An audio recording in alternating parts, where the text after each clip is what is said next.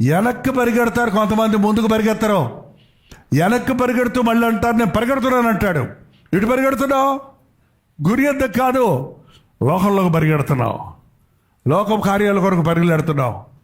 యేసు వైపు చూడకుండా నువ్వు పరిగెత్తే పరుగు గమ్యం లేని ధ్యేయం. అంటే నువ్వు ఏం చేసినా నీ భార్యతో నువ్వు చక్కగా కాపురం చేసుకుంటున్నావంటే నువ్వు యేసును బట్టి నీ భార్యను ప్రేమించాలి, యేసును బట్టి నీ భార్యను క్షమించాలి. సేమ్ థింగ్, నీ భర్తను ప్రేమించాలి, నీ భర్తకు విధేయురాలు అవ్వాలి. ఆయనకి హక్కు ఉంది ఏంటి అడగక్కర్లా. యేసు ప్రభు సాక్షిగా నిలబడ్డప్పుడు వాక్యానుసారంగా నేను జీవించాలి. నీ బిడ్డలను సరిగ్గా సంరక్షించుకుంటున్నావంటే ఒక నిజమైన క్రైస్తవుడు తన బిడ్డల పట్ల కరెక్ట్గా ఉంటాడు. అతను గద్దించాల్సి వచ్చినప్పుడు గద్దిస్తాడు, బుజ్జగించాల్సి వచ్చినప్పుడు బుజ్జగిస్తాడు, వారిని సంరక్షిస్తాడు, వారి అవసరం తీరుస్తాడు, వారు పట్టించుకుంటారు. ఈ రోజున